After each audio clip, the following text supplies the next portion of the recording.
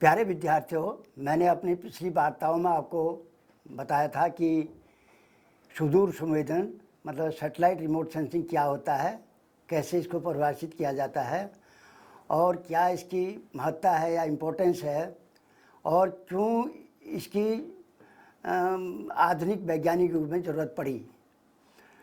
तो इसके अंतर्गत मैंने पहले तो आपको इसका ऐतिहासिक पृष्ठभूमि बताई थी कि रिमोट सेंसिंग का इतिहास कैसा रहा, कहाँ से शुरू हुआ। फिर बताया था कि रिमोट सेंसिंग कितनी तरह का है, जैसे satellite remote sensing, aerial remote sensing. आज का टॉपिक है मेरा satellite remote sensing.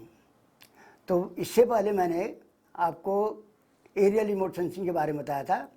Aerial remote sensing के अंदर एरियल फोटोग्राफ क्या होता है और इसको कैसे परिभाषित किया गया है, मैप क्या होता है, इसको कैसे परिभाषित किया गया है, एरियल फोटो डिटेक्शन क्या होता है, क्या इसकी भिन्न भिन्न विधियाँ हैं और एरियल फोटो डिटेक्शन से हम कैसे मानचित्र बनाते हैं।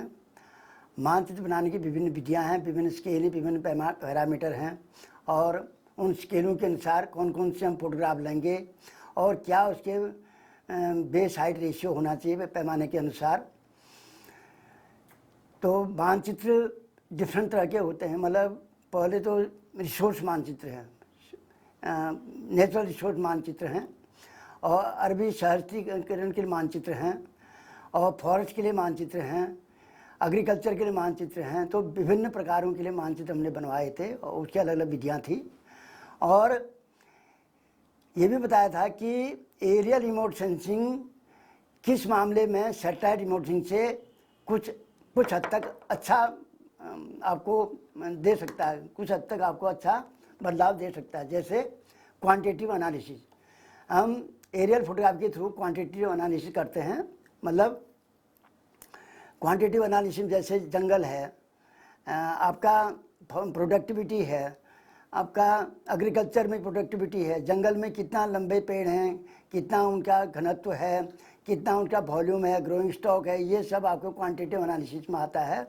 लेकिन सैटेलाइट रिमोट सेंसिंग में ये इनडायरेक्ट वे में बताया जाता है, जबकि एरियल रिमोट सेंसिंग में इसको डायरेक्ट मेजरमेंट किया जाता है।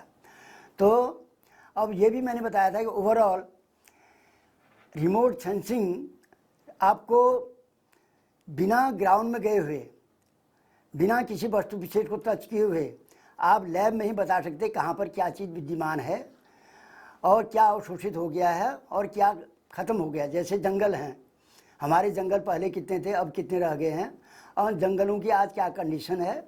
और खेती है, खेती पहले कितनी थी, अब कितनी है, उनकी प्रोडक्टिविटी कितनी है, बढ़ रही है या घट रही है।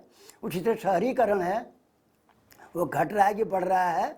तो इस तरह से अनेकों हमने एस्पेक्ट लिए थे और उन्हीं एस्पेक्ट में आपने देखा था कि हमने लार्ज स्केल के अनुसार आपको छोटे छोटे चीज़ों को उसका अवलोकित करके आपको बताया था कि क्या क्या हम इसके द्वारा कर सकते हैं। लेकिन ये भी बताया था कि एरियल फोटोग्राफी के अंतर्गत हम छोटा से छोटा एरिया देख पाते हैं। पहले तो हम ग्राउंड फोटोग्राफी है, ग्राउंड फोटोग्राफी में आपको ज़्यादा से ज़्यादा एक आदमी का फ़ोटो लेंगे और किसी पेड़ का फ़ोटो ले लेंगे या किसी शहर का कोई बिल्डिंग का फ़ोटो ले लेंगे। लेकिन एरियल फोटोग्राफी में जैसे जैसे हम ऊपर जाएंगे तो उसका एरिया ज़्यादा बढ़ता रहेगा और ज़्यादा से ज़्यादा एरिया हम उसमें ले सकते हैं। स्केल के अनुसार हम 1 kilometre, 2 kilometre, 3 kilometre, 4 kilometre, 10 kilometre तक उसका करीब एरिया हम इकट्ठे ले सकते हैं। तो ज़्यादा एरिया लेने पर बेस हाइट रेशियो का अवलोकन किया जाता है, कितना उसका फ्लाइंग हाइट होगी, क्या फोकल लेंथ होगा, किस हिसाब से उसका आपका पैमाना निश्चित किया जाएगा और पैमाने के अनुसार हम कितने डिटेल इन्फॉर्मेशन हम ले सकते हैं, ये हमने आपको बताया था एरियल रिमोट सेंसिंग टेक्निक के अंदर का। इसके अलावा बहुत सी चीज़ें हमने बताई थी। आपके सैटेलाइट रिमोट सेंसिंग का भी ओवरव्यू मैंने बताया था। सैटेलाइट रिमोट सेंसिंग और एरियल रिमोट सेंसिंग का पहले ज़रूरत कैसी पड़ी और क्यों हमारे दिमाग में ये आया कि इनकी क्या ज़रूरत है। आपने देखा होगा मानव हमेशा कोशिश करता रहा कि हम अधिक से अधिक काम, अच्छा से अच्छा काम कम से कम समय में, कम से कम लागत में, कम लेबर फोर्स में कितना अच्छा कर सकते हैं। ये हमारा हमेशा का दृष्टिकोण रहा है, अधिक से अधिक काम। अब जैसे हम कहीं मैं किसी जगह में बिना गए हुए लैब में ही उसके बारे में अवलोकन करते, भाई यहाँ पर ये चीज़ है, यहाँ पर ये चीज़ है, यहाँ पर ये चीज़ है, और उससे पहले हम उसको सैंपल सर्वे करते हैं। सैंपल सर्वे के अनुसार हम उसको इंटरप्रेट करते हैं फोटोग्राफ को। फोटोग्राफ इंटरप्रेटेशन जब हो जाता है उसको फिर ट्रांसफ़र किया जाता है मैप में। मैप में ट्रांसफ़र करने के बाद उसको फिर बताया जाता है कि कहाँ पर क्या चीज़ है, कहाँ पर क्या चीज़ है। तो इसमें किसानों को भी फ़ायदा है और जो साइंटिस्ट हैं उनको भी फ़ायदा है अपने रिसर्च में, और बहुत सी चीज़ें ऐसी जो भी अलग अलग वर्ग के लोग हैं उनको अलग अलग अपने कामों में अपने अपने क्षेत्र में इससे फ़ायदा होता है। जैसे इरिगेशन है, इरिगेशन में कहाँ कहाँ पर कैनाल आ रखी हैं, आपका कहाँ कहाँ पर शहरीकरण हो रखा है, कहाँ पर शहरीकरण कम हो गया है, और कहाँ पर पानी है, कहाँ पर पानी नहीं है, कहाँ पर सूखा पड़ गया है। तो इस तरह की विभिन्न समस्याओं को, विभिन्न एस्पेक्ट्स को हमने एरियल फोटोग्राफी के अंतर्गत आपको बताया था।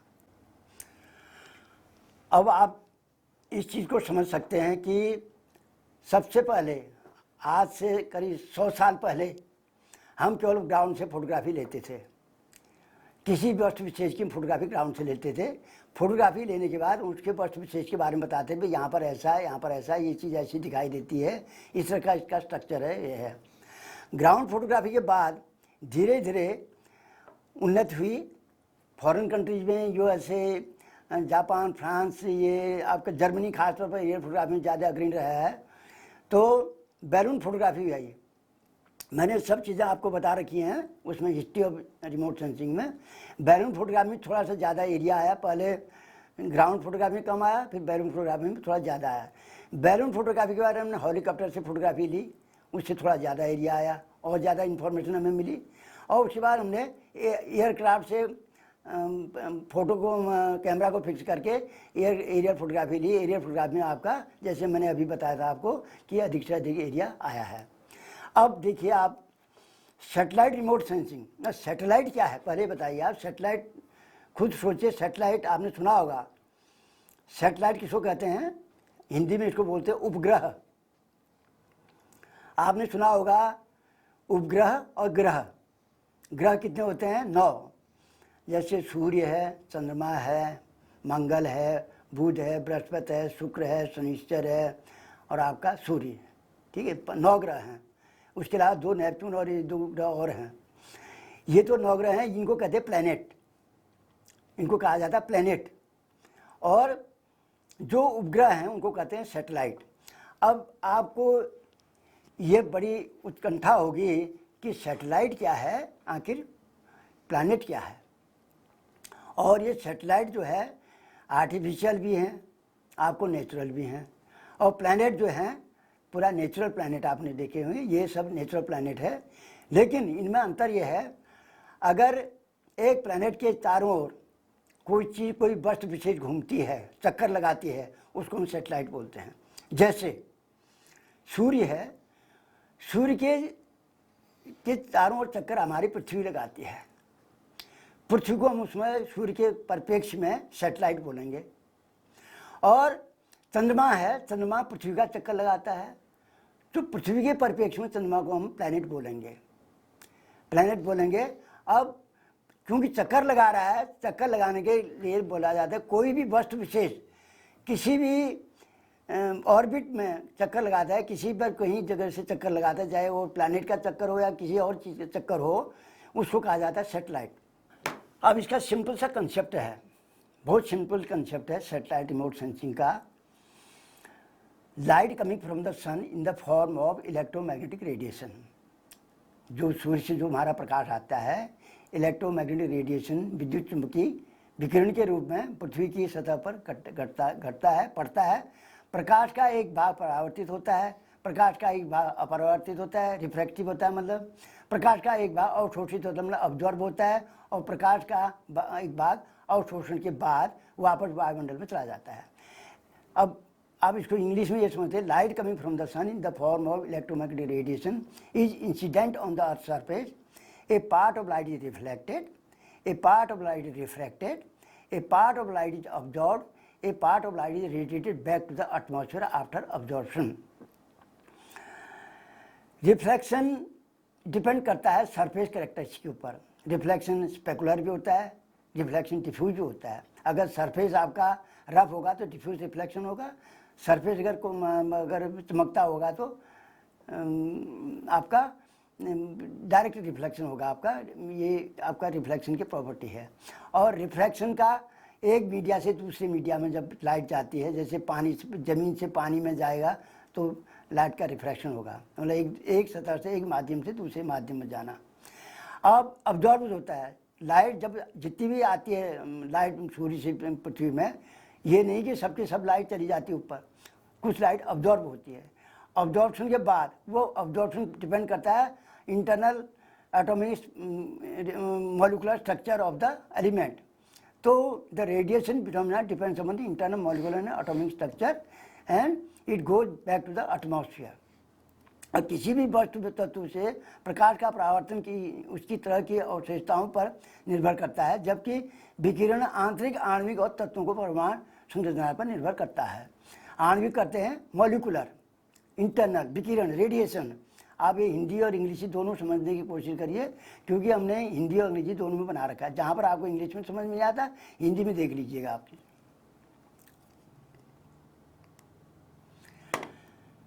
दोनों reflected or radiated light pass through the atmospheric window and again get incident on the sensor system fixed on the satellites। और दोनों प्रतिबिंबित विकिरण प्रकाश वायुमंडलीय खिड़कियों से गुजरते हैं और फिर से उपग्रहों के सेंसर सिस्टम पर घटना प्राप्त होते हैं। अब ये डिटेल में बाद में बताऊंगा मैं कि there are certain atmospheric windows, some windows are allowing the light, some are blocking the light. The windows which are allowing the light, these are devoid of any gases. Those radiated are incident on the sensor.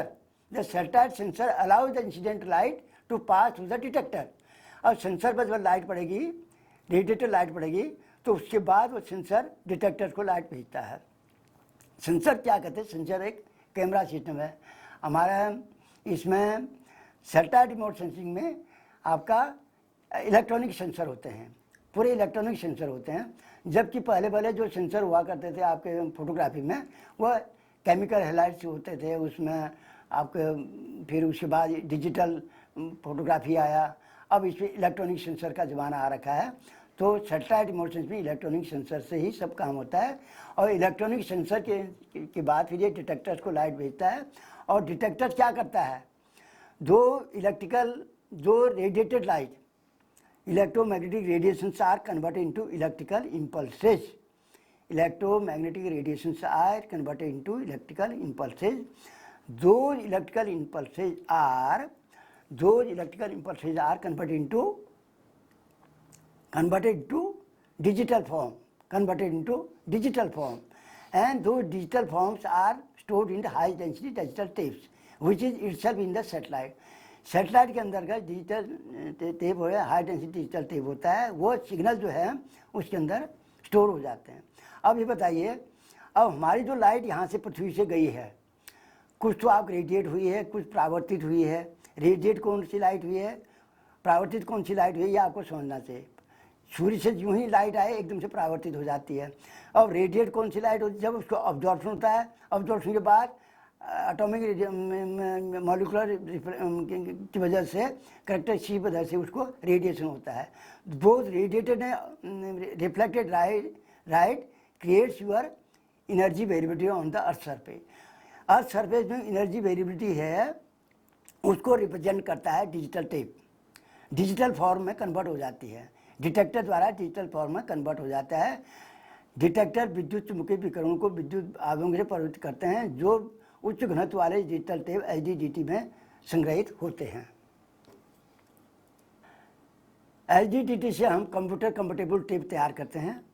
Computer compatible tape जो है हम distribute करने के लिए, क्योंकि एचडीडीटी बहुत बड़ा volume है, उसमें तो कितना वॉल्यूमलेस डेटा उसमें एकत्रित होता है। लेकिन सीसीटी कंप्यूटर कंपेटेबल टेप में जो उससे जो डेटा उसे कॉपी किया जाता है, उसको डिस्ट्रीब्यूशन के लिए तैयार होता है। तो एचडीडीटी कंप्यूटर कंपेटेबल टेप से हम सीसीटीवी बनाते हैं। इन सीसीटीवी का उपयोग रिमोट सेंसिंग डेटा के डिजिटल और एनालॉग व्याख्या के लिए किया जाता है। और इसमें डिजिटल इमेज प्रोसेसिंग हम करते हैं, तो इसमें सीसीटीवी टेप का उपयोग होता है और उसी से हम एनालॉग डेटा भी देता है। एनालॉग का मतलब हुआ कि पेपर फॉर्म में जो डेटा होता है वो सीसीटी से ही तैयार किया जाता है। The electrical impulses which represent the digital data comprising of digital numbers show the energy validity of the earth surface. जो डिजिटल नंबर जो रिप्रेजेंट करते हैं, जो इंटेंसिटी ऑफ डिजिटल नंबर होते हैं, वो energy variability of the earth surface को represent करते हैं। इस तरह से पृथ्वी की सतह को रिमोट सेंसिंग की तकनीक के माध्यम से व्याख्या और विश्लेषण के लिए दूर से समझ में लाया जाता है। As such the earth feature are remotely sensed through the technique of remote sensing for their interpretation and analysis. अब क्वेश्चन उठता है, पहले ये भी मैं बता चुका हूँ वैसे पहले, फिर मैं इसको दोबारा ले रहा हूँ यहाँ। Why remote sensing, remote sensing की ज़रूरत क्या पड़ती है, क्या रिमोट सेंसिंग की ज़रूरत है, क्यों रिमोट सेंसिंग आजकल के ज़माने में इतना इम्पोर्टेंट हो गया है। आप सोच सकते हैं there are certain factors responsible for the socio economic development of the nation. कौन कौन से फैक्टर हैं हमारे नेशन के डेवलपमेंट के लिए? सोशियो इकोनॉमिक फैक्टर कौन कौन से निर्भर करते हैं? जैसे capital, man power, natural resources, entrepreneur, so and so fourth. अब इसमें अगर हम कैपिटल हम अरेंज कर लेते हैं, मैन पावर हमारे पास बहुत है, बाकी सब इंफॉर्मेशन हम गैदर कर लेते हैं, लेकिन नेचुरल रिसोर्सेज हमारे पास कितना है, कितना एग्जॉस्ट हो गया है, कितना बाकी है, ऐसे उसका हम कैसे प्रूडेंट यूज करेंगे, हम उसका प्रूडेंट यूज कैसे करेंगे, एक तो ये हमारे पास है, ये हमारी समस्या बनी हुई है। दूसरी समस्या हमारी है आजकल ऑनेस्टी, बेईमानी जगह जगह पर बेईमानी है, पैसे का लेन देन इधर उधर बेईमानी, कहाँ पर क्या जंगल कट गया, कहाँ पर खेती में कुछ हो गया, या कहाँ पर बिना नक्शे के मकान बना दिए, कहाँ पर क्या हो गया, ये चीज़ें भी बहुत ज़रूरी हो गई हैं। एक तो नेचुरल रिसोर्सेज के बारे में ज्ञान करना, नेचुरल रिसोर्सेज को कितना है, टोटल नेचुरल रिसोर्स हमारी कितना थी, अब कितना है, और कितना इसमें काट दिया गया, कितना इसमें एग्जॉस्ट कर दिया, और एग्जॉस्ट हुआ तो क्या exhaust in according to rule हुआ, या इसे चोरी छिपी कुछ काम हो रखा है ऐसा, ये हम उसको देखेंगे कि किस तरह से दुरुपयोग नेचुरल रिसोर्सेज का हो रखा है। ये रिमोट सेंसिंग के जरिए हम पता कर लेंगे कि कहाँ कहाँ पर प्राकृतिक संसाधनों का अवशोषण हो रखा है, और कौन कौन से पावर पूंजी प्राकृतिक मानव निर्मित संसाधन अनुकूल वातावरण कुशल प्रबंधन योजना विश्वसनीय समय पर जानकारी उद्यमी दक्षता कौशल समर्पण शक्ति ईमानदारी जैसे ये बहुत सी चीज़ें हैं, ये बहुत सी चीज़ें हैं जो आप इसे रिमोट सेंसिंग के जरिए को इससे लिंक कर सकते हैं। और लिंक कैसे करेंगे? आपने कोई वस्तु विशेष को देख लिया, आज देखा आपने, हमारा सैटेलाइट जो है 18 दिन बाद फिर आता है, फिर 18 दिन बाद आएगा, कोई सैटेलाइट 16 दिन बाद आता है, कोई 18 दिन बाद आता है, कोई 20 दिन बाद आता है, कोई 25 दिन बाद आता है। आप ये देख सकते हैं कि ये चीज़ यहाँ पर इतनी थी, आज इसकी हालत ये हो गई है, और इसकी हालत इतनी कंडीशन इतनी ख़राब होने का इसका क्या कारण है? ये आदमी है या पशु हैं या हमारे ज़मीन ही मतलब उनकी पैदावार घट रही है, और या कहिए आप किसी वर्षा की वजह से या वर्षा ने वजह ड्रॉट, इस तरह के बहुत सी कारण हो सकते हैं। ये चीज़ हम उसमें देख सकते हैं।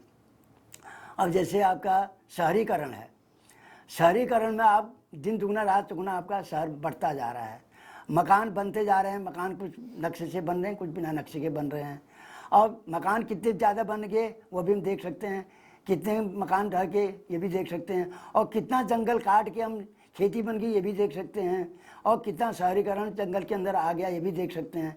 मैं बहुत सी चीज़ें, जो भी चीज़ें हैं ज़मीन में विद्यमान, जो भी चीज़ आपकी है स्पाशियल, स्पेक्ट्रल, रेडियोमेट्रिक और टेम्पोरल रिजोल्यूशन के जरिए, ये भी मैं आपको बताऊंगा क्या है ये, इसके ज़रिए आप हर चीज़ का आकलन कर सकते हैं, कहाँ पर क्या हुआ, कहाँ पर क्या हुआ, कहाँ पर क्या हुआ। तो इसलिए रिमोट सेंसिंग की आजकल के फील्ड में, आजकल के वैज्ञानिक में बहुत ही ज़रूरी है। और मैंने ये आपको बता ही दिया कि हम रिमोट सेंसिंग के ज़रिए अधिक से अधिक जानकारी कम से कम समय में, कम से कम मैन पावर में, कम से कम लागत में ले सकते हैं, और भी रिलेबल है, वो भी इंफॉर्मेशन रिलेबल ले सकते हैं। ये नहीं कि जन मर्जी का ले लिया, क्योंकि कोई भी आप मेरी फ़ोटो लेते हैं, मैं आपकी फ़ोटो लेता हूँ, इसको कोई चैलेंज नहीं कर सकता। रिमोट सेंसिंग को भी कोई चैलेंज नहीं कर सकता। जो आ गया आया, आप कुछ कर ही नहीं सकते। सैटेलाइट ने जो आपको ऊपर से दिया है वो आपको चैलेंज कर नहीं सकते। आज जो जहाँ पर चीज़ विद्यमान है, सैटेलाइट ने उसको रजिस्टर कर लिया, आपके सामने है, तो उसको आप कैसे चैलेंज कर लें? बायस है ही नहीं। अब आप ग्राउंड में जाएगा, नहीं आपने रिमोट सेंसिंग नहीं लिया, आप ग्राउंड में चले गए। ग्राउंड में आपने वहाँ पर सर्वे किया, सर्वे करके उसने देखा इतने मकान है, इतनी ज़मीन है, इतना एग्रीकल्चर है, ये है सो है। अब उसमें बायस हो सकता है, उसमें आपकी ह्यूमन एरर हो सकती है, कहीं पर नापने जोखने में एरर हो सकती है, कहीं पर आदमी नहीं मिला, कहीं पर कोई परेशानी होगी, और कहीं पर चढ़ नहीं सकता आदमी, पहाड़ में इधर उधर किसी का नक्शा नहीं बन पाता, और वहाँ पर आदमी मैनिपुलेट करता है। इस काम में रिमोट सेंसिंग में कोई मैनिपुलेशन है ही नहीं। ये पूरा अनबायस्ड है, जो चीज़ है आपके सामने है, आप इसको चैलेंज कर ही नहीं सकते, बिल्कुल नहीं कर सकते। Remote sensing being a science, art, tool and technique of having synoptic coverage of Earth's surface, multi-spectral nature with respect to data acquisition, unbiased for providing reliable and timely information, and monitoring many of the above aspects is playing a profound role in socio-economic development. ये socio-economic development में आप minutely देखिए, socio-economic development में जितने भी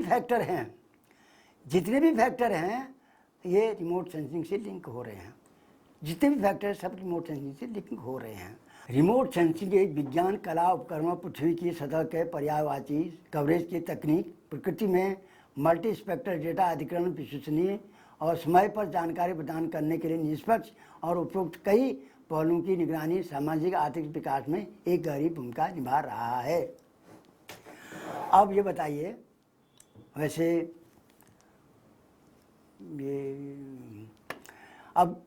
वैसे remote sensing क्या है मैं आपको बता चुका हूँ। बहुत सिंपल कंसेप्ट है। आप मुझे देख रहे हैं, मैं आपको देख रहा हूँ, ये रिमोट सेंसिंग है। आप मुझे टच नहीं कर रहे, मैं आपको टच नहीं कर रहा हूँ, ये रिमोट सेंसिंग है। Sensing from the remote area. Remote में भी एक ग्राउंड, आपने डिस्टेंस से अपना फोटोग्राफी ली, वो भी रिमोट ही है।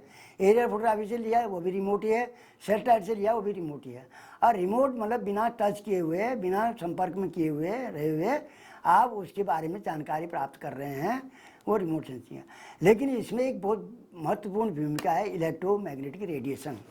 इलेक्ट्रोमैग्नेटिक रेडिएशन आप जानते हैं, सूर्य से जो प्रकाश हमारे पास आता है उसको कहते हैं इलेक्ट्रोमैग्नेटिक एनर्जी और इलेक्ट्रोमैग्नेटिक रेडिएशन। और वह मीडिया बनता है, और वही इलेक्ट्रोमैग्नेटिक रेडिएशन जब रिफ्लेक्ट करता है, रेडिएट करता है, ऑब्जॉर्व करता है, जिस अमाउंट में ये रिफ्लेक्ट या ऑब्जॉर्व होता है, उसी अमाउंट से हमारे इंफॉर्मेशन निकल आती है। तो इलेक्ट्रोमैग्नेटिक रेडिएशन मेन है इसमें, और जिसका कि हम यूज करते हैं। और रिमोट सेंसिंग में वेवलेंथ है, जैसे वेवलेंथ आपने नाम सुना होगा, फिजिक्स की अगर स्टूडेंट हैं आप तो वेवलेंथ के बारे में जानते होंगे। वेवलेंथ क्या होता है? यहाँ से 0.4 से शुरू होता है रिमोट सेंसिंग, और आपका 1 किलोमीटर तक चला जाता है। Electromagnetic radiation have the key role while taking data information in the field of remote sensing. ये मैंने आपको बता दिया। रिमोट सेंसिंग तकनीक के क्षेत्र में डेटा सूचना लेते समय विद्युत चुम्बकीय विकिरण की मुख्य भूमिका होती है। The earth feature which are remotely sensed either by aerial camera or artificial satellite sensors are reproduced in the form of aerial photographs और satellite images। पृथ्वी की सतह जो हवाई कैमरा या कृत्रिम उपग्रह सेंसर द्वारा दूर से महसूस की जाती है, को हवाई तस्वीरों या उपग्रह चित्रों के रूप में पुनः पेश किया जाता है। Remote sensing system captures radiation different wavelengths reflected emitted by the earth surface। अब रिमोट सेंसिंग के में हम इलेक्ट्रोमैग्नेटिक रेडिएशन जो हम यूज करते हैं, इलेक्ट्रोमैग्नेटिक रेडिएशन में डिफरेंट इनन्यूमरेबल वेवलेंथ्स होती हैं। उन वेवलेंथों में हम रिमोट सेंसिंग में 0.4 मिली माइक्रोन से लेके आगे चलते हैं, और 0.4 से नीचे अल्ट्रावायलेट है। अल्ट्रावायलेट में आपको ब्लरिंग इफेक्ट आता है, उसके बाद फिर एक्सरेज आ जाता है, उसके बाद फिर क्वांटा रेज, दुनिया भर की छोटी छोटी वेवलेंथ्स हैं, उसको हम नेगलेक्ट करते हैं क्योंकि उसमें ब्लरिंग इफेक्ट आता है। तो रिमोट सेंसिंग 0.4 से शुरू होता है और लास्ट में माइक्रोवेव तक जाता है। 1 मिलीमीटर टू 1 मीटर तक माइक्रोवेव में गया, फिर 1 मीटर टू 1 किलोमीटर आपका रेडियो वेव्स वो रेडार में आ जाता है। रेडार में हम इसमें करेंगे, रेडार का आगे आने वाले दिनों में इसको बताया जाएगा। Those radiation in different wavelengths are recorded either directly on the film, as in case of aerial photography, or in digital medium or electromagnetic system used in generating the images. Image generate करने के लिए, जैसे photography में तो आपको पता है हम सिल्वर हैलाइड क्रिस्टल को डिस्प्लेसमेंट होने के बाद फोटोग्राफी मिलती है। आप उसका निगेटिव तैयार होता है, फिर उसका पॉजिटिव तैयार होता है। लेकिन इसमें इलेक्ट्रॉनिक सिस्टम है, इलेक्ट्रॉनिक सिस्टम में डायरेक्टली आपको कन्वर्जन होता है इलेक्ट्रोमैग्नेटिक रेडिएशन का डिजिटल नंबर्स में, और डिजिटल नंबर्स में बताता है intensity of the radiation reflected radiated from the earth surface. Satellite measures solar और terrestrial radiance in a vertical column of atmosphere and the radiance values indicate the identification of ground feature। ये खुद आप समझ गए होंगे, जो मैं पहले इसमें बता दिया था कि रेडिएशन आपका अर्थ सरफेस के वेरिएबिलिटी को प्रदर्शित करता है। Remote sensing provides valuable data over vast area in short time about resources, metrology, environment, leading to better resource management and accelerating natural development। इसका भी कंसेप्ट मैं आपको दे दिया था कि रिमोट सेंसिंग की जरूरत क्या पड़ेगी। अब characteristic of satellite remote sensing, satellite remote sensing की क्या विशेषताएं हैं, क्या करेक्टरिस्टिक हैं, ये यहाँ पर बता रहे हैं। Remote sensing provides a regional view of large area.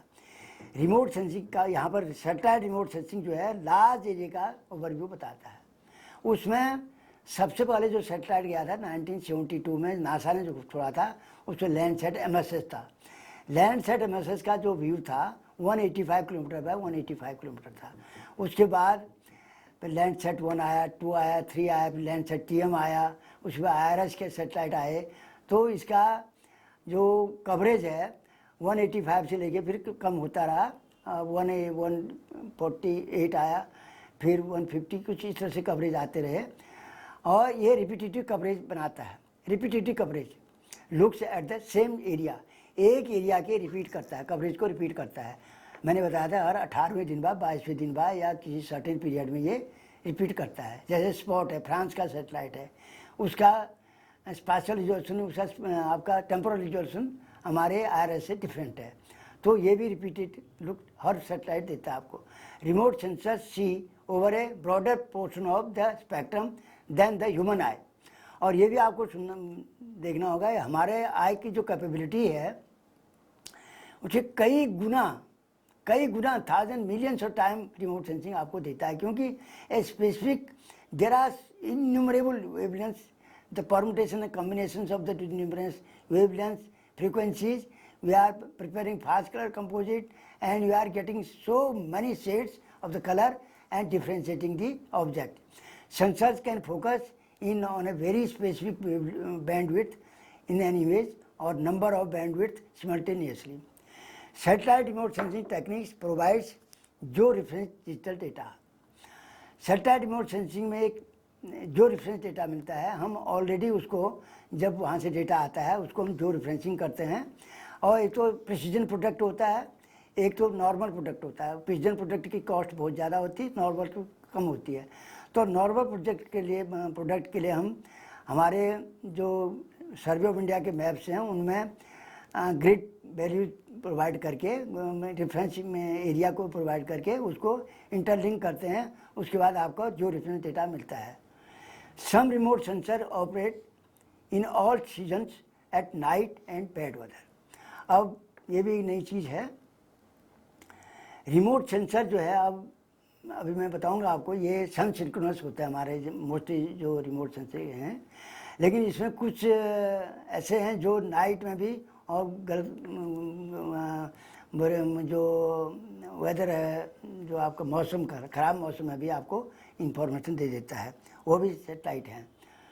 सुदूर बड़े क्षेत्रों में क्षेत्रीय दृश्य प्रदान करता है और ये एक ही क्षेत्र में पुनरावर्तित दृश्य प्रदान करता है। मानव आँख की तुलना में रिमोट सेंसर स्पेक्ट्रम के एक बड़े भाग हिस्से को देखता है। संवेदक एक छवि में एक बहुत ही विशिष्ट बैंडविड्थ या एक साथ कई बैंडविड्थ पर ध्यान केंद्रित कर सकता है।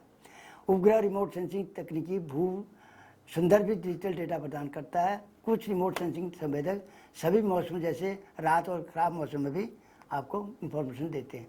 एलिमेंट कौन कौन से रिमोट सेंसिंग में, आप क्या क्या एलिमेंट्स आपको रिमोट सेंसिंग में आते हैं? एनर्जी सोर्स, एनर्जी सोर्स क्या है आपका? सूर्य, सन, ये अल्टीमेट एनर्जी सोर्स है। लेकिन आपको ये नहीं सोचना चाहिए कि सूर्य एनर्जी सोर्स दे गया तो एनर्जी और कहीं से नहीं मिलेगी हमें। सूर्य एनर्जी देता है और एनर्जी हमारी ज़मीन में ऑब्जॉर्ब हो जाती है, तो ऑब्जॉर्बेशन के बाद आपको रेडिएशन शुरू होते हैं, उसमें माइक्रोवेव रेडिएशन मेन तौर पर आपको अर्थ सरफेस में मिलते हैं, वो भी आपको एनर्जी देते हैं, तो भी रेडिएशन का सोर्स है। रेडिएशन एंड एटमॉस्फेयर, और रेडिएशन और एटमॉस्फेयर का क्या रोल है, ये भी इसके एक एलिमेंट है। Interaction with the object, object या इंटरेक्शन में क्या इसका रोल है। Recording of energy by the sensor, transmission, reception and processing, interpretation and analysis और एप्लीकेशन। तो ये 7 जो आपका एलिमेंट है, सबसे पहले एलिमेंट आपका सोर्स है। जैसे आपको सूर्य की गर्मी आएगा, आप चित्र में देखिए सूर्य दिखा रखा है ए, और ये गर्मी, ये आपका रेज आई, सूर्य से रेज आई, नीचे ज़मीन में आई, कुछ तो आपका अंदर चली गई रेज और उसको परावर्तित हो गई है, कुछ रेडिएट होकर ऊपर आपको सेंसर में गया है। उसके बाद सेंसर में कैप्चर होने के बाद फिर ये वापस पृथ्वी में आते हैं और पृथ्वी में इसको फिर डिफरेंट एनर्जी इंटेंसिटी के अनुसार इसको डेटा प्रदान होता है। तो radiation, atmosphere, interaction, recording of energy, transmission, reception, processing, interpretation and analysis and application, ये 7 जो आपके एलिमेंट रिमोट सेंसिंग में आपको मिलेंगे, ये आप चित्र में देख सकते हैं। ये आपका हिंदी में है, आप हिंदी में, इंग्लिश का ही हिंदी में देख सकते हैं। सेंसर टाइप, अब सेंसर क्या है? ए पैसिव सेंसर, पैसिव सेंसर किसको बोलते हैं? Natural light. पैसिव जैसे सूर्य की जो लाइट है वो पैसिव सेंसर में आती है। नेचुरल लाइट, नेचुरल जो लाइट से हम सेंस करते हैं रिमोट सेंस में, वो पैसिव सेंसर है। पैसिव सेंसर नेचुरल लाइट को लेकर आपके डिफरेंट डेटा प्रदान करते हैं, जैसे लैंडसेट है, आयरस है, अस्टर है, क्विकबर्ड है, एक्नोच, ये जब सभी जो हैं पैसिव सेंसर के ऊपर आधारित हैं, मतलब नेचुरल लाइट के का यूज करते हैं, इनमें नेचुरल लाइट यूज होती है। अब एक्टिव सेंसर क्या है? लिडार है, रेडार है। इसमें आपको एक्टिव सेंसर में आपको लाइट को आर्टिफिशियली जनरेट करते हैं।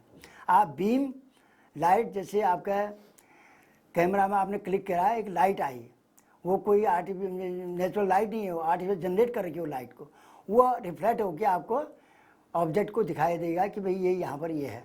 तो लिडार में भी आपको लाइट जनरेट करी जाएगी, बीम, लाइट की बीम जनरेट करी जाएगी, और रेडार में भी ये है, रेडियो डिटेक्शन, रेडिएशन जो है आपका, मैंने अभी बताया था आपको, अप टू 1 किलोमीटर तक इसका रेंज है। रेडार रेडियो वेव्स होते हैं, रेडियो वेव्स के थ्रू भी ये आपका एक्टिव सेंसर है। तो एक्टिव सेंसर जो है आर्टिफिशियल लाइट है, पैसिव सेंसर जो है नेचुरल लाइट है। Why use satellite to study the earth, earth को स्टडी करने की क्या ज़रूरत पड़ती है इसकी? Consistent routine global measurement. आजकल के युग में आपको ग्लोबल मेजरमेंट लेने से कंसिस्टेंट यूज है, जैसे आपको क्लाइमेट चेंज है, आपको डिसास्टर है, क्लाइमेट चेंज है, डिसास्टर है, ड्रॉट है, ये आपको हमेशा मेजरमेंट, रूटीन मेजरमेंट करना पड़ता है। आजकल के युग में ये बड़े बड़े big, these are very big issues nowadays. The droughts, climate change, disaster, all are very big issues, and for getting information for the big issues, you have to have the remote sensing study, remote sensing data and the technique you do. Overview of information on the hemispheric, regional, national and local scale and big pictures. बड़े बड़े picture आपको global level की ज़रूरत पड़ती है, और global level scale में भी रिमोट सेंसिंग की ज़रूरत है। Provide information in areas where there are no ground based measurement, जहाँ पर ग्राउंड बेस्ड मेजरमेंट होता ही नहीं है।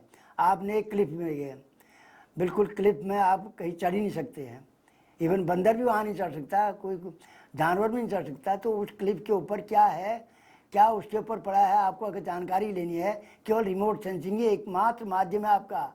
कोई आदमी वहाँ नहीं जा सकता है, कोई भी आदमी वहाँ नहीं जा सकता है। इनएक्सेसिबल एरियाज है, इनएक्सेसिबल एरिया में हो सकता है वहाँ पर जंगल हो, हो सकता है वहाँ पर पहाड़ पठार हो सकता है वहाँ पर पानी हो, कुछ भी वहाँ पर हो सकता है। अगर उसकी जानकारी लेनी तो रिमोट सेंसिंग की आपको हर हालत में ज़रूरत पड़ेगी। Advance warning of impending environmental events and disaster के एडवांस वार्निंग आपको मिलनी चाहिए। अब जैसे आपको इंसेट सिस्टम है, उसमें आपको वेदर की फोरकास्टिंग मिलती है, कहाँ पर कितनी रेन है, आपको क्लाउड बस्ट कहाँ होना है, ये भी एक रिमोट सेंसिंग जरिया है। क्लाउड बस्ट एरियाज़ को भी अगर आप प्रिडिक्ट करना चाहें रिमोट सेंसिंग कर सकते हैं। जैसे नैरो वैलीज हैं, और नैरो वैलीज कहाँ कहाँ हैं, और वहाँ पर आपका वाटर अकोमोडेशन कितना होगा, और कैसे आपका बाढ़ का प्रकोप होगा, वहाँ फ्लड हैवॉक कैसे वहाँ पर होगा, आपको जो मॉर्फोलॉजिकल स्टडी करके आपको पता लग जाएगा कि कहाँ अगर यहाँ पर क्लाउड बस्ट हुआ तो कितनी ज़्यादा हानियाँ होंगी, कितनी ज़्यादा डिसास्टर आएगा। Visual appeal, picture is worth 1000 words. एक तो विजुअली आप देखते हैं, विजुअली आपने देखा, और एक आपके पास पिक्चर है। एक आपने विजुअली देखा, मान लीजिए आप नदी के पास गए, नदी में आपने सरसरी निगाह से देखा, कुछ मछलियां हैं, कुछ केकड़े हैं, अगल बगल में कुछ पत्थर हैं, ये सो सरसरी निगाह से देखा, देख के आपने नोट कर लिया भाई मैंने यहाँ ये नदी में गया था, यहाँ पर चीज़ें हैं।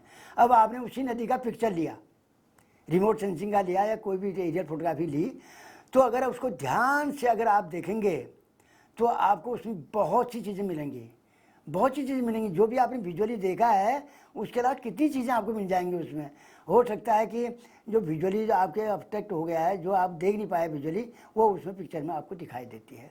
तो पिक्चर जो है एक बहुत बड़ा माध्यम है, इसलिए कहा गया visual appeal. A picture is worth 1000 words. एक पिक्चर जो है, एक तस्वीर जो है 1000 वर्ड्स के से भी ज़्यादा काम देती है। तो आपका रिमोट सेंसिंग में एक पिक्चर ही आपको मिलती है। अब देखिए यहाँ सैटेलाइट प्रोवाइड ग्लोबल व्यू, ये सैटेलाइट से ग्लोबल व्यू दे रहे हैं। आप देखिए यहाँ पर ग्रीन दिखाई दे रहा है, जंगल है, हमारा इंडिया दिखाई दे रहा है इसमें, और आपका पूरा सऊदी अरबिया दिखाई दे रहा है, आपका अफ्रीका देगा, साउथ अफ्रीका देखिए, और आपका यूरोपियन कंट्रीज देखिए, और आपका अमेरिका देखिए, आपका नॉर्थ अमेरिका देखिए, साउथ अमेरिका देखिए।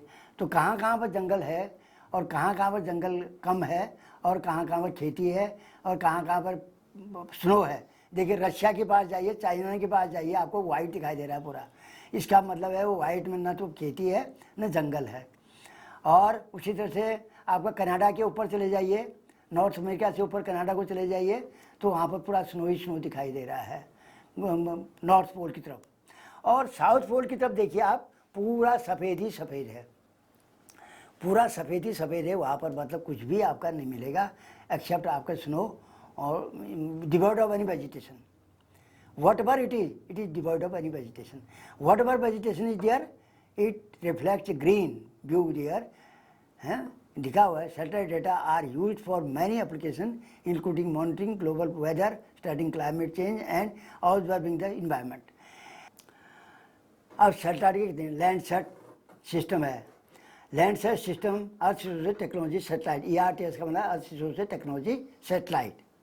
और यहाँ इंसेट है, इंसेट है इंडियन नेशनल सैटेलाइट सिस्टम। इन दोनों में ज़मीन आसमान का अंतर है। लैंडसेट सिस्टम में अर्थ रिसोर्सेज, अर्थ के बारे में, अर्थ रिसोर्सेज के बारे में पता लगता है, कहाँ पर ज़मीन है, कहाँ जंगल है, कहाँ क्या है, कहाँ खेती है। और इंसेट सिस्टम में, ये इंसेट सिस्टम जो है 36,000 किलोमीटर दूरी पर है। ये जो स्टेशनरी सिस्टम है, जो स्टेशनरी सिस्टम का मतलब है it is synchronize with the speed of the earth, और it takes 1/3 of the globe, and 1/3 globe का पिक्चर लेके आप पृथ्वी के साथ साथ ये पिक्चर लेता है।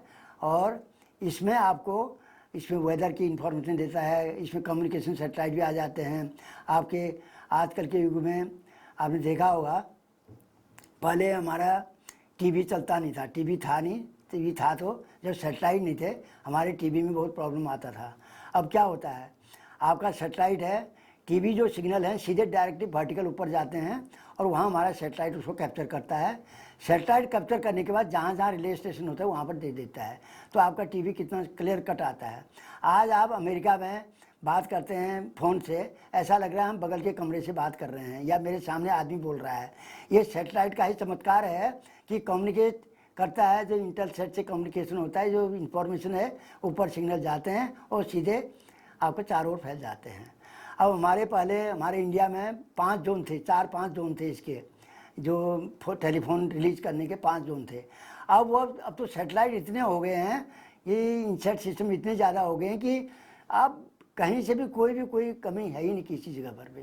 कम्युनिकेशन सिस्टम बहुत स्ट्रॉन्ग आपका हो चुका है और वेदर फोरकास्टिंग आपका बहुत स्ट्रॉन्ग हो चुका है इनसेट सिस्टम से, और का ड्रॉट मॉनिटरिंग, वेदर फोरकास्टिंग, ये सब आपके स्ट्रॉन्ग।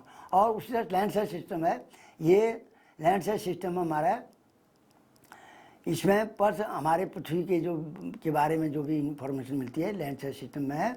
इसमें फर्स्ट जो सैटेलाइट था हमारे इंडिया में, पहले सैटेलाइट हम अमेरिकन को अगर 1 अरब रुपया देते थे पहले 1972 से पहले।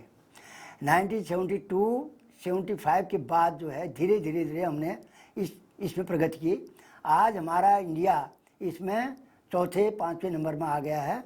आपने अभी सुना होगा चंद्रमा में हमारा चंद्रयान विक्रम लैंड करा था, थोड़ा कमी से वो रह गया, लेकिन हम थर्ड कंट्री हैं। पहले अमेरिका, दूसरा रशिया, अमेरिका और चाइना, ये 2 थे जिन्होंने विक्रम को लैंड कराया, और हम इसकी जंप ले रहे थे। जरा सा बात में एक मात्र बात में जरा सा भूल में हमारा चूक गए, लेकिन पूरा वर्ल्ड हमारा लोहा ले रहा है कि हम इतने आगे एडवांस हो गए हैं। 1972 में you know more none in the world, हमारी कोई गिनती नहीं थी सैटेलाइट के क्षेत्र में। आज हमारा सैटेलाइट के क्षेत्र में सबसे एडवांस चल रहा है, और आपको ताज्जुब होगा हमारा satellite system is being taken up by the foreign countries. और अभी हमने करीब 15-20 कंट्रीज के सैटेलाइट भेजे हैं। हम भेज रहे हैं उनके सैटेलाइट हमारे लॉन्चर से, हमारे रॉकेट से। अब वो हमारे नहीं भेजे, हम उनके भेज रहे हैं। पहले हम कावराव से लॉन्च करते थे, अब हमारा श्रीहरिकोटा PSLV सेंटर है, GSLV सेंटर, वहाँ से लॉन्च होता है। खुद हमारे फॉरेन कंट्री हमें अप्रोच कर रहे हैं। ये चित्र दिखाया मैंने, लेकिन इसकी जो जनरल नॉलेज है, मैं हर चीज़ आपको मिलेगी नहीं इंस्टीट्यूट में। जो जनरल नॉलेज कुछ चीज़ें ऐसी थी जो मेरे दिमाग में आ रहा है, मैं आपको बता रहा हूँ इसमें। तो अर्थ सोशल टेक्नोलॉजी सैटेलाइट पहला जो है नासा ने 1972 में पहला खेदा। MSS सेंसर था, उसमें मल्टी स्पेक्टर सेंसर था, और उसका जो 185 किलोमीटर का कवरेज था आपका, और स्पाशियल रिजोल्यूशन था उसका आपका 89 किलोमीटर का स्पाशियल मीटर का रिजोल्यूशन था। उसके बाद धीरे धीरे लैंडसेट 2, फिर 73 में लैंडसेट 2 हुआ, 75 में लैंडसेट 3 हुआ, फिर 78 में भी TM आ गया, 84 में भी TM आ गया। उसके बाद कब तक हमारा IRS सिस्टम 1988 से शुरू हो गया। हमने अपना सिस्टम चला दिया 1988 से। पहले हम कावराव से करते थे, फ्रेंच गुयाना से करते थे लॉन्च। अब धीरे धीरे हमारा PSLV इतना स्ट्रांग हो गया, हमने तो अभी अपने मून का जो रॉकेट था हमने खुद अपने सिस्टम से उड़ाया, रॉकेट हमने खुद उड़ाया। हमारे व्हीकल से वो सैटेलाइट गया है मून का जो सैटेलाइट है हमने खुद उड़ाया था उसको। पहले पृथ्वी की परिक्रमा करी उसने, पृथ्वी की परिक्रमा करने के बाद फिर मून की परिक्रमा करा, मून की परिक्रमा करने के बाद मून के ऊपर वो नॉर्थ पोल में बैठ गया। बैठते बैठते 1 किलोमीटर से जरा सा झटका लगा, वो विक्रम अगर उसमें लैंड कर जाता, आपको हम 20-25 किलोमीटर दूरी पर करीब 10-15 दिन तक उसकी फ़ोटो दिखाते रहते हैं, और पता लग जाता है मून में क्या क्या है क्या नहीं है, सब कुछ पता लग जाता है। अब इसमें 2 हैं, पोलर ऑर्बिटिंग सैटेलाइट है। मैंने बताया था एक जो स्टेशनरी है polar orbiting satellite. Polar orbiting satellite को कहते हैं सन सिंक्रोनस। मतलब वह नॉर्थ से साउथ को जाता है, और पृथ्वी घूमती है वेस्ट से ईस्ट को। जब हर चक्कर में उसको नया एरिया मिल जाता है, और 103 मिनट में वो पूरा चक्कर पूरा कर लेता है, ये अर्थ का मैप बना लेता है। तो इसमें पूरे अर्थ का जो आपका सैटेलाइट के थ्रू आपका कवरेज है, वो PSLV के through, polar satellite launch vehicle बोलते हैं उसे। पोलर नॉर्थ से साउथ पोल, साउथ से नॉर्थ, नॉर्थ से साउथ करके आपको पूरा कवरेज हो जाए, क्योंकि वेस्ट से ईस्ट पृथ्वी घूमती रहती है और सैटेलाइट घूमता रहता है, पूरा कवरेज उसमें आ जाता है। इन लो एल्टीट्यूड ये देखिए 700 से लेके 900 किलोमीटर है, और ऑर्बिट नॉर्थ टू साउथ है इसका। अर्थ rotates under satellite so each time satellite observes a new area. क्योंकि अर्थ रोटेट करती है तो सैटेलाइट नया एरिया कवर कर लेता है, ऑटोमेटिक कवर हो जाता है। Observe same area after a certain interval, ये भी मैं आपको कंसेप्ट दे चुका हूँ। लो टेम्पोरल रिजोल्यूशन, टेम्पोरल रिजोल्यूशन मतलब कितनी रिपीटिविटी है टेम्पोरल रिजोल्यूशन की, इसमें आपके करीब 20-22 दिन बाद दोबारा रिपीट कर लेता है। ग्लोबल कवरेज है, पूरा ग्लोबल कवरेज है। Used for the varieties of application including air quality, land cover, water quality, vegetation study, so on and so fourth. अब दूसरा है जो स्टेशनरी सैटेलाइट। अब जो स्टेशनरी सैटेलाइट देखिए आप बाएं चित्र में देखिए, मैंने अभी कुछ देर पहले आपसे कहा था कि 1/3 ऑफ द ग्लोब ये कवर करता है और ऐसा अपियर होता है जैसे स्टेशनरी है, ये मूव नहीं कर रहा है। लेकिन जो हमारी पृथ्वी मूव करती है वैसे ईस्ट की तरफ, और वह पृथ्वी के साथ ही उतने एरिया को कवर 1/3 ग्लोब को कवर करते हुए पूरा उसका पिक्चर कंटिन्यूस लेता रहता है और उसकी पिक्चर आपके पास आती रहती है। उसमें कहाँ पर बादल है, कहाँ पर क्या है, मतलब पूरा वेदर फोरकास्टिंग, पूरा इसका इनसेट सिस्टम है। This is called INSAT system, जो स्टेशनरी है। और हमारा जो स्टेशनरी सैटेलाइट को भी लॉन्च करने के लिए GSLV इतना पावरफुल लॉन्चर है, हमारे पास रॉकेट है, वो हमारे खुद से श्रीहरिकोटा से लॉन्च होता है, नहीं होता था। PSLV तो चल पड़ा, लेकिन ये काफ़ी बाद में इसको ये लॉन्चर जो GSLV हुआ ये बाद में लॉन्च किया हमने, और ये काफ़ी पावरफुल रॉकेट है। तो हाई एल्टीट्यूड है इसका 35-36 किलोमीटर का है। Orbital period of satellite matches rotation speed of the अर्थ। अब ये देखिए सेकंड नंबर में, ये ऑर्बिटल पीरियड जो होता है वो सैटेलाइट का rotation of the speed of the earth, speed of the अर्थ के रोटेशन के पर सिंक्रोनाइज होता है। मतलब आपको एक पर्टिकुलर एरिया में ही हमेशा वो विद्यमान रहेगा, वो उसी आपको देता रहेगा आपको इन्फॉर्मेशन। और सन सिंक्रोनस का मतलब हुआ जहाँ जहाँ सन होगा, ये मत सोचना रात को भी पिक्चर लेगा। सन सिंक्रोनस पोलर सैटेलाइट का मतलब ये हुआ कि जहाँ पर लाइट, नेचुरल लाइट होगी वहाँ से ही देगा, और रात को कोई भी आपको पिक्चर नहीं मिलेगी। Very high temporal resolution, temporal resolution very high मतलब ये है कि कंटिन्यूस डेटा आपको मिलता है, मिनट आवर्स में, एक मिनट में कंटिन्यूस डेटा मिलता रहा है। वो आप देख रहे हैं कंटिन्यूस उसमें चिपका पड़ा है, और वो पूरे पृथ्वी का 1/3 पार्ट ले रहा है। इसी तरह से सभी ने अपने अपने सैटेलाइट छोड़ रखे हैं। इसमें हमारे पास पूरे वर्ल्ड में 5000 करीब सैटेलाइट छोड़े हुए हैं, आर्टिफिशियल सैटेलाइट छोड़े हैं। 5000 में से हमारे करीब 1900 सैटेलाइट करीब ऑपरेशन में हैं पूरे वर्ल्ड।